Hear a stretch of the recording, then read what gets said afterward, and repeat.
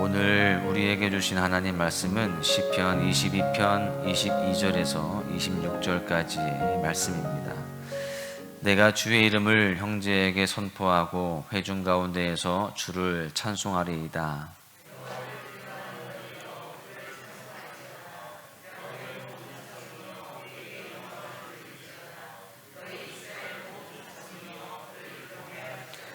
그는 곤고한 자의 곤고를 멸시하거나 싫어하지 아니하시며 그의 얼굴을 그에게서 숨기지 아니하시고 그가 울부짖을 때에 들으셨도다.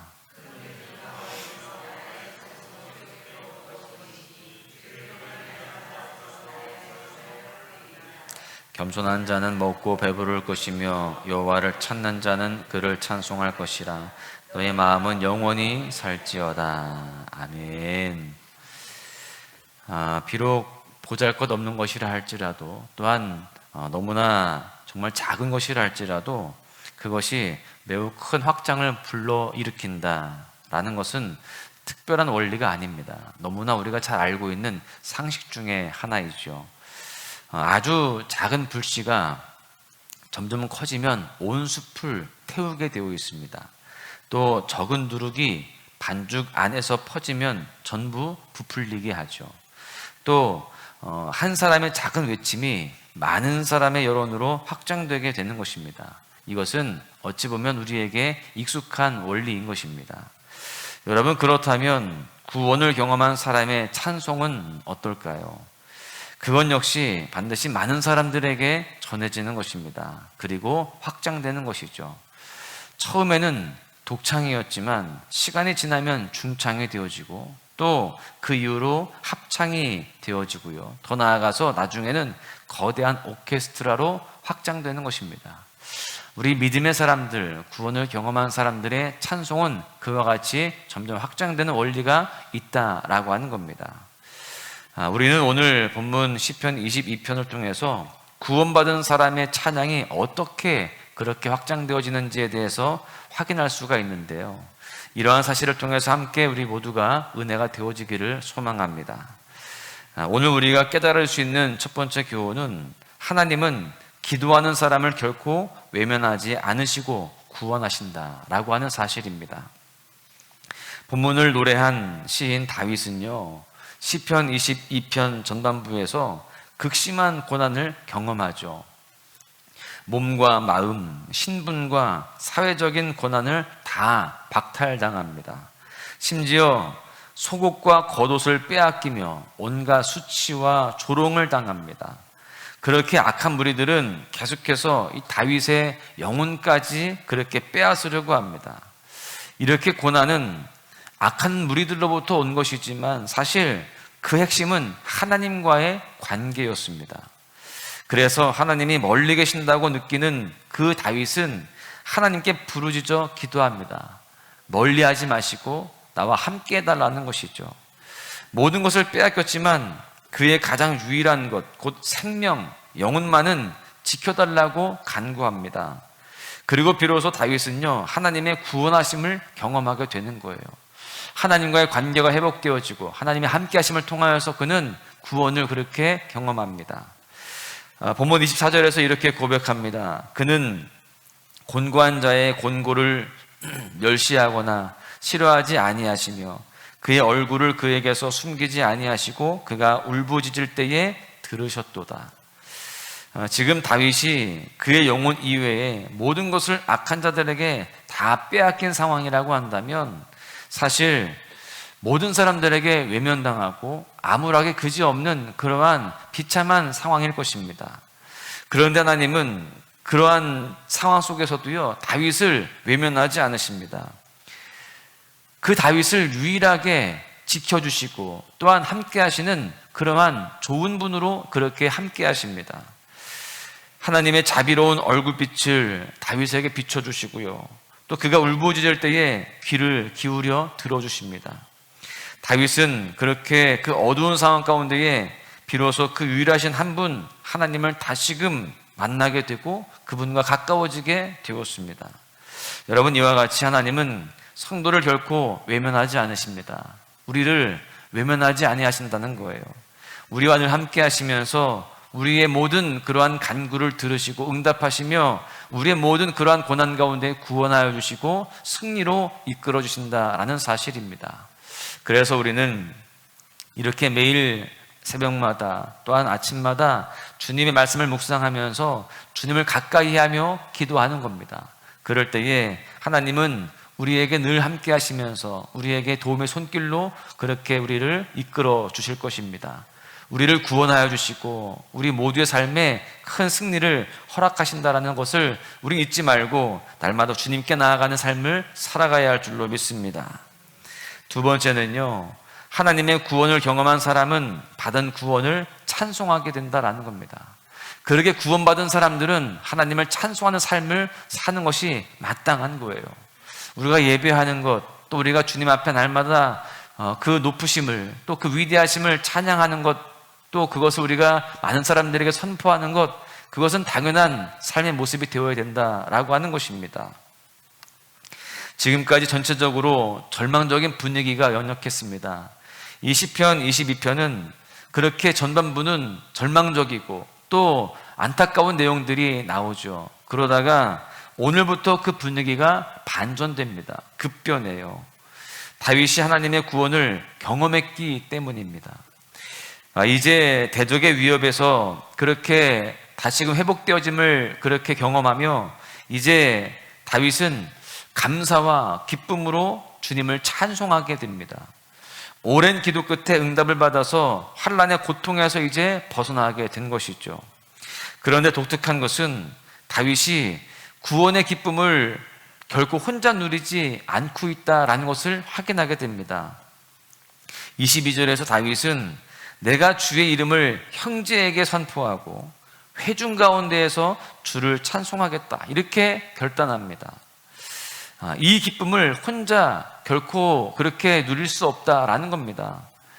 비록 그렇게 오랜 시간 동안 힘들었고 또 그렇게 기도하는 가운데에 그 응답을 받기는 받았지만 다윗은 하나님의 그 선하심을 그렇게 찬송할 때에 혼자만 찬송하는 것으로 끝내지 않겠다라는 겁니다.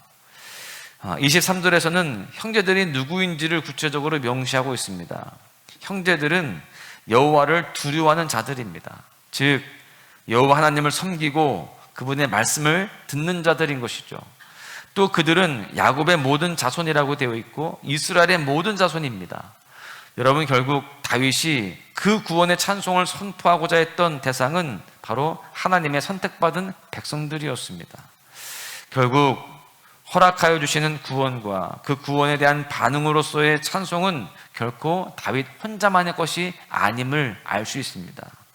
하나님의 선택을 받은 백성, 즉 거룩한 성도의 당연한 반응입니다. 다윗만 그렇게 해야 되는 것이 아니라 모든 하나님의 구원받은 백성들, 또 하나님의 자녀들은 다 마땅히 그렇게 하나님을 찬송해야 되는 그런 모습으로 살아가야 되는 것이죠. 그래서 다윗은 나만 찬송할 것이 아니라 우리 모든 형제들, 구원받은 백성들은 다 같이 그렇게 찬송하자, 이렇게 촉구하고 있는 것입니다. 여러분, 우리가 오늘 본문을 통해서 이러한 다윗의 목소리를 듣는다면, 그리고 또한 우리가 성도라고 한다면 마땅히 우리도 하나님을 찬송하고 영광을 돌려야 할 줄로 믿습니다. 그리고 그 하나님을 경외해야 되는 거예요. 왜냐하면 우리도 다윗처럼 하나님의 놀라운 구원을 경험한 성도요 하나님의 백성이기 때문입니다. 여러분, 삶 가운데에 모든 것을 다 잃었던 그런 경험들이 있으십니까? 다윗처럼 인생의 어두움을 경험하신 적이 있으십니까? 또한 그 가운데에 하나님의 구원과 회복을 경험하신 적이 있으십니까? 그렇다라고 한다면 구원의 하나님으로 인하여서 찬송하는 성도요 주의 백성들의 삶이 되어야 할 줄로 믿습니다. 그리고 우리로 인하여서 그 찬송이 점점 더 확장되어져 가고 퍼져나가는 그러한 역사가 있어야 될 줄로 믿습니다. 본문 25절에 이르러서는요, 이제 비로소 큰 회중이 되었습니다. 은혜 받은 자 한 사람으로 시작해서 거룩한 무리로 확장되어지는 것을 볼 수 있죠. 한 사람의 영향력이 거대한 불길을 만들게 되었습니다. 이것이 바로 우리가 사모하는 부흥의 모습이고요, 또한 저와 여러분들의 정말 아름다운 믿음의 모습이 되는 줄로 믿습니다. 하나님은 그렇게 우리를 사용하기를 원하시는 것입니다. 그런데 여기서 끝이 아닙니다. 26절에 보시면 이렇게 큰 회중이 되고 주님을 경외하는 자들의 무리가 되었지만 반드시 겸손해야 된다라고 다윗은 또한 강조합니다. 그는 겸손한 자가 먹고 배부를 것이라 이렇게 말하죠. 이미 다 이루었고 더 이상 이룰 것이 없는 단계가 아니라 그 겸손함으로 끊임없이 하나님을 찾고 또 찾아야 된다는 거예요. 자기의 그 찬송을 통하여서 많은 무리가 되어지고 또 그렇게 함께 힘있는 찬양이 되었다고 해서 야 우리가 다 했어 이 정도면 충분해 이것이 아니라 끝까지 겸손함으로 그 하나님을 찬양하고 경외하는 그 모습이 변하면 안 된다라는 것입니다. 여러분 그렇게 살아갈 때에 영원한 즐거움을 누릴 수 있다라고 말씀하고 있습니다. 이처럼 기도의 응답과 구원의 감격 거기에 더하여서 부흥과 성장과 확장을 경험한 성도들은 우리 모두들은요 그렇게 반드시 겸손을 무기 삼고 그렇게 살아가야 할 줄로 믿습니다. 겸손을 놓치는 순간 그 모든 것이 또 다 허물어지게 되기 때문에 그렇습니다. 우리 모두가 그렇게 겸손함으로 하나님을 영원토록 찬양하며 그 주님의 이름을 높여야 할 줄로 믿습니다. 그럴 때 우리 모두는 또한 영원한 즐거움, 진정한 기쁨을 계속해서 누리게 되어지는 그러한 삶이 될 줄로 믿습니다. 말씀을 이제 정리하는데요. 사도 바울은 로마서에서 이렇게 기록합니다. 한 사람이 순종하지 아니함으로 많은 사람이 죄인 된 것 같이 한 사람이 순종하심으로 많은 사람이 의인이 되리라. 여러분 이 한 사람은 바로 예수 그리스도이십니다. 예수님은 한 사람의 헌신이 많은 사람에게 선한 영향력을 미친다라는 원리를 가장 모범적으로 보여주신 분이십니다.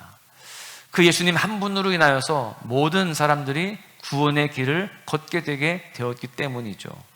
우리는 그 예수님의 모범을 따라서 그리고 오늘 본문의 다윗의 그 모습을 따라서 우리로 인하여서 구원의 감격, 진리의 복음이 점점 더 확장되는 은혜를 누릴 수 있어야 할 줄로 믿습니다. 사랑하는 소망가족 여러분, 우리는 끊임없이 우리가 받은 구원을 우리의 삶 속에서 선포해야 됩니다. 그리고 우리는 복음의 찬송을 멈추지 말고 외쳐야 됩니다. 그 작은 씨앗은 열매가 되어서 더욱 많은 주님의 백성들을 불러 모으게 될 것입니다. 우리는 이러할 때에 또한 놓치면 안 될 것이 있습니다. 겸손을 놓치면 안 되는 겁니다.